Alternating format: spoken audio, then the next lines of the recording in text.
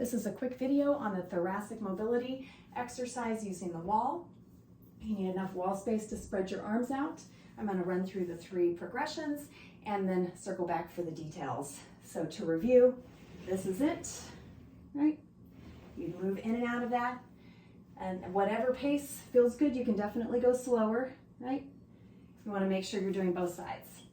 Then you can add on, once you get to here, and you're starting to get yourself kind of closer to the wall, you're not too far out there, then you can bring the back arm down. The front arm can come up, or it can also go down. But what's important is that this back arm starts working its way down. Then number 3 is to add the pec minor stretch right on top of that. So we've got 1, we go to 2, and then we can add 3, right? Okay, so the details for getting into that, we want core stability underneath this. So we're going to try to keep our hips pointed to the side and not let our hips turn towards the wall. So we don't want our whole body to just loosey-goosey turn. We want to isolate the rotation to the upper body by keeping the hips going stable in the same direction. So to do that, I'm going to bend my knees a little bit, and then I'm going to do this number like I'm trying to zip up pants that don't fit anymore, right? And that's what's going to hold my hips to the side, facing to the side, not going along for the ride. Make little claw hands so you can push the fingertips into the wall a little bit, but still be able to slide easily. If you're pretty tight, you'll be starting further away from the wall. As you get more open and stable in the pelvis, you can get closer to the wall. So maybe start just, maybe about 4 to 6 inches away from the wall to begin.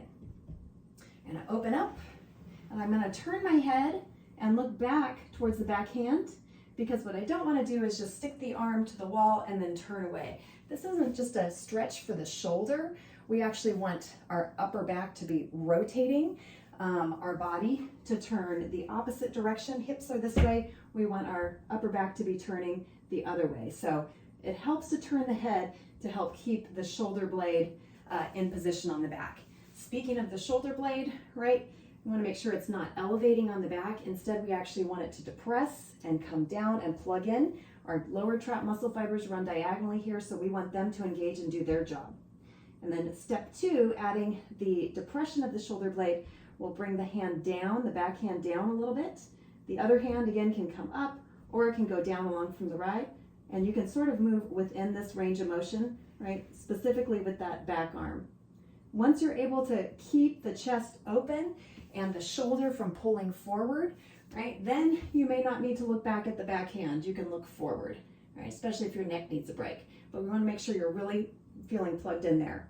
Then when you add the pec minor stretch, you're putting a stretch tension real directly on a muscle here that connects the third, fourth, and fifth rib through you to the shoulder blade. So we want the shoulder blade to be pulled down, and so that we can get a benefit of a stretch in a spot that tends to get tight here when we're forward. So this is a nice corrective postural exercise. So we're here, we're not letting the hips go along for the ride. If you start to go into back extension, even though your hips are pointed forward, come back to tucking the pelvis, pulling it in, and using the abdominal wall. So here you are.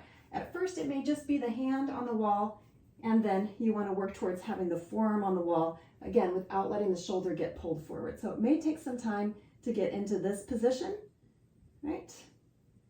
You may need that step 1 and 2 first to be really solid.